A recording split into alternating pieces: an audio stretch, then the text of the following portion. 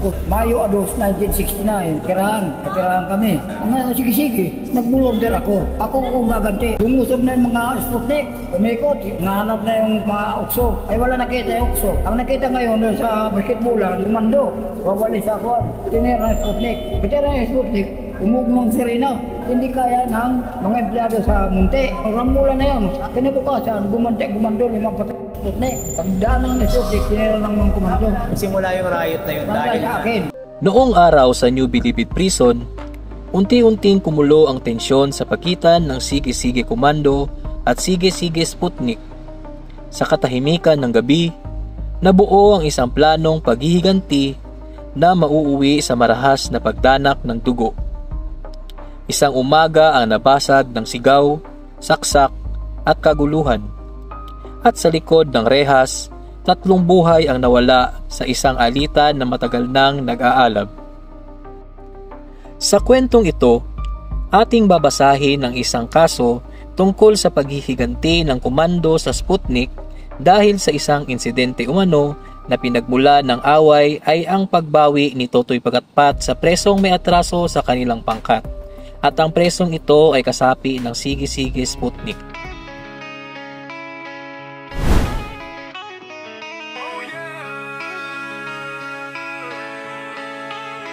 Kabataang nagsimula sa kalmot at kagat, singbangis ng hayop sa krimen ay namula. Maagang sinalo ang parusa ng kulungan, mga siga sa kalye, halos tiga Caloocan. Lumaganap ang paalala. Ang kwentong ito ay naglalaman ng sensitibong paksa na may kinalaman sa krimen. Hindi angkop sa mga bata o kabataang may edad 18 pababa. Viewers' discretion is advised. Bago ko simulan ang kwento, kaunting disclaimer. Ang video ito ay for educational purposes and historical information only at walang layon na mag-promote ng karahasan sa madla. Ang mga detalyeng nakapaloob sa kwentong ito ay batay sa mga datos mula sa Korte Suprema na makikita sa internet at available sa publiko. Noong gabi bago ang ika-3 ng Mayo taong 1969, nagtipon ang mga akusadong kasapi ng Sige-Sige Komando sa loob ng kanilang dormitoryo sa Building 4C ng New Bilibid Prison sa Muntinlupa, Rizal. Bilang mga kasapi ng kilalang Sige-Sige Komando Gang, pinag-usapan nila ang isang plano, isang pag-atake laban sa karibal na grupo, ang Sige-Sige Sputnik Gang. Layunin nilang ipaghiganti ang pagkamatay ng isa sa kanilang kasamahan. Sa katahimikan ng gabi ay nabuo ang isang pasya na magbabago sa kapayapaan ng piitan. Bandang alas 8 ng umaga, noong May 4, 1969, ilang bilanggo mula sa dormitoryo Building 5B ng New Bilibid Prison na pawang mga kasapi ng Sige-Sige Sputnik Gang ay inatasang ilipat sa dormitoryo Building 4D. Kabilang sa kanila sina Pedro Trijo, Jaime Caballero at Alberto Rubiso. Habang naglalakad sila patungo sa bago nilang selda at dumaan sa harap ng pangunahing gate ng Dormitoryo 4C, isang hindi inaasahang pangyayari ang naganap. Biglang lumabas mula sa kanilang dormitoryo ang ilang bilanggo ng Sige-Sige Komando Gang, ang parehong grupo na matagal nang may alitan sa mga Sputnik. Walang anumang babala, sila ay sumugod at inatake ang mga kasapi ng kalabang pangkat gamit ang mga improvised bladed weapon na ginawa sa loob ng piitan. Ang katahimikan ng umaga ay napalitan ng kaguluhan. Ang mga umatake ay pawang mga bilanggo rin sa loob ng New Bilibid Prison na sina Gavino Lucas, Simplicio Ocampo, Adriano Villaruel, Pablito Chavez, Ernesto Torres, Mariano Guevara, Santiago Pumida, Federico Pariente, Fortunato Casillar, Pablo Reyes, Brigido Lambino, Alfredo Larcada, Mauro Verges, Virgilio Quintana, Eduardo Castro, Ernesto de la Peña, Rodolfo Mangera at Orlando Abad. Sa loob ng ilang minuto na tinatayang 2 hanggang 3 minuto lamang ay naganap ang marahas na pag-atake. Sa gitna ng kaguluhan, 3 bilanggo na miyembro ng Sige-Sige Sputnik Gang ang nasugatan at binawian ng buhay. Sina Jaime Caballero, Alberto Rubiso at Pedro Trijo. Nang mapansin ni Prison Guard Juanito Acosta na may kaguluhang nagaganap, agad niyang hinipan ang kanyang pito bilang hudyat para humingi ng tulong. Sa ilang sandali, dumating ang mga kapwa niyang gwardya at ilang Philippine Constabulary soldiers upang pigilan ang marahas na pag-atake laban sa mga bilanggo. Sa pagdating ng mga puwersa, nagsitakbuhan pabalik ang mga umataking bilanggo sa selda Building 4 ng Dormitoryo 4C, kung saan nila sinubukang magtago matapos ang kaguluhan. Matapos ang insidente, agad na kumilos si Inspector Oscar Borja kasama ang gwardyang si Juanito Acosta. Tumungo sila sa Dormitoryo Building 4C upang kolektahin ang lahat ng sandatang ginamit ng mga akusado sa pagpatay sa 3 bilanggo. Maingat nilang pinulot at tinipon ang mga ebidensya. Ito ay mga patalim at iba pang kagamitan na posibleng nagsilbing instrumento sa madugong pangyayari. Ang mga ito ay kalaunay ipinasa sa mga kinauukulan bilang bahagi ng investigasyon sa loob ng New Bilibid Prison. Matapos ang madugong kaguluhan, agad na dinala ang mga biktima sa New Bilibid Prison Hospital sa Muntinlupa, Rizal. Doon, sinubukan ni Dr. Esther Cordero na iligtas si Pedro Trijo na nagtamo ng saksak sa katawan. Gayunman, makalipas lamang ang 1 araw ay binawian din siya ng buhay noong May 5, 1969. Samantala, si Alberto Rubiso na nagtamo ng 28 saksak ay idineklarang patay nang dumating sa ospital. Ang isa pang biktima, si Jaime Caballero, ay nagtamo naman ng 10 saksak sa kanyang katawan at kalaunay nasawi rin. Ayon sa pagsusuri, ang mga sugat ng mga biktima ay dulot ng matalim at matutulis na kagamitan na ginamit bilang sandata sa loob ng bilangguan sa madugong pag-ataking iyon.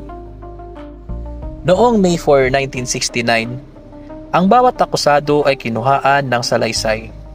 Sa kanilang mga nakasulat na pahayag, inamin mismo ng mga akusado na sila ay nakibahagi sa isang planong paghihiganti bilang ganti sa pagkamatay ng isa nilang kasamahan. Ang mga nakasulat na salaysay ay pawang nilagdaan at sinumpaan sa harap ni Julio Alcantara, ang Administrative Officer ng Bureau of Prisons. Ang mga pahayag na ito ang nagsilbing mahalagang bahagi ng investigasyon. Mga salaysay na naglalaman ng katotohanang magbibigay linaw sa kung ano nga ba ang tunay na nangyari sa loob ng bilangguan noong araw na iyon. Noong August 30, 1972, ibinasura ng hukuman ang mga kaso laban kina Mauro Verges, Virgilio Quintana, Rodolfo Mangera, Orlando Abad at Ernesto de la Peña matapos na idineklara silang lahat ay nasawi na. Batay sa ulat, namatay ang mga ito noong July 5, 1972 sa Makati, Rizal matapos nilang tangkang tumakas. Habang dinidinig pa ang kaso, tumakas mula sa kulungan si Eduardo Castro. Habang nakabinbin naman ang kanyang apila, pumanaw si Pablito E. Chavez, dahilan upang ibasura ng Korte Suprema ang kaso laban sa kanya noong March 22, 1979. Samantala, sa pagnanais na maabsuelto si Brigido Lambino, giniit ng kanyang abogado ang salaysay ni Lambino sa panahon ng paglilitis. Ayon sa kanya, nang mangyari ang pananaksak, nasa loob siya ng selda Building 4 sa Dormitoryo 4C at kahit siya ay kasapi ng Sige-Sige Komando, hindi raw siya sumama sa pag-atake laban sa miyembro ng Sige-Sige Sputnik. Isang bilanggo na nagngangalang Efren Barin ang nagpapatunay din. Aniya, noong mga sandaling iyon, magkasama sila ni Lambino sa pasilyo sa labas ng Selda Building 2 ng Dormitoryo 4C, abala sa paglalaro ng mahjong. Ngunit ayon sa hatol ng hukuman at pinagtibay ng mas mataas na korte, ang mga testimonya nilang ito ay hindi maaaring manaig laban sa katotohanang inamin mismo ng akusado ang kanyang pakikilahok sa pag-atake, gaya ng nakasaad sa kanyang nakasulat na salaysay. At dahil walang anumang ebidensya na magpapatunay na ang nasabing pag-amin ay kinuha sa pamamagitan ng puwersa o pananakot, mananatili ang presumption na ito'y kusang loob na ibinigay. Samantala, si Alfredo Larcada ay nilitis ng hiwalay at kalaunay nahatulan sa 3 kasong pagpatay. Hindi siya kabilang sa otomatikong pagripaso ng hatol ng hukuman noong April 13 at May 2, 1973, sapagkat ang kanyang kaso ay hiwalay na sinuri sa ilalim ng GR numbers L-36436-8. Pinagtibay ng Korte Suprema ang hatol ng mababang hukuman na nagpapatunay ng pagkakasala ng mga akusado sa 3 bilang ng pagpatay. Ngunit hindi na ipataw ang parusang kamatayan dahil kulang ang kinakailangang bilang ng mga boto mula sa mga mahistrado. Ayon pa sa ilang miyembro ng korte, kabilang na ang nagsulat ng desisyon, ang malupit at di makataong kalagayan sa loob ng New Bilibid Prison noong panahong iyon ang isa sa mga dahilan ng pagkalugmok at pagkabrutal ng mga bilanggo. Dahil dito, ang pagpataw ng kamatayan ay hindi nararapat. Dahil dito, binago ng Korte Suprema ang hatol ng mababang hukuman laban sa mga akusadong sina Gavino Lucas, Simplicio Ocampo, Adriano Villaruel, Ernesto Torres, Mariano Guevara, Santiago Pumida, Federico Pariente, Fortunato Casillar, Pablo Reyes at Brigido Lambino. Ang bawat akusado ay hinatulan ng 3 parusang reklusyon perpetua o habang buhay na pagkakabilanggo para sa 3 magkakahiwalay na kasong pagpatay. Maliban sa pagbabagong ito, pinagtibay ang lahat ng iba pang bahagi ng hatol. Inatasan silang bayaran ang mga pamilya ng mga biktimang sina Alberto Rubiso, Pedro Trijo at Jaime Caballero ng tig 12,000 pesos. Ang mga gastos sa paglilitis ay sasagutin ng pamahalaan. Sa huli, walang tunay na panalo sa karahasang isinilang mula sa galit. 3 buhay ang nawala, marami ang nasira, at ang piitan ay muling nabahiran ng dugo at bighati. Ang pangyayaring ito ay paalala na ang paghihiganti ay hindi kailanman nagdudulot ng kapayapaan. Kapag galit ang umikot sa puso, pati kalayaan at kinabukasan ay maaaring mawala. Ang tunay na lakas ay nasa pagpigil, hindi sa pananakit. Kung nagustuhan mo ang ating kwento, huwag kalimutang mag-like at mag-subscribe para updated ka sa mga susunod pang mga video na ilalabas dito sa channel na ito. Tunog at konsepto.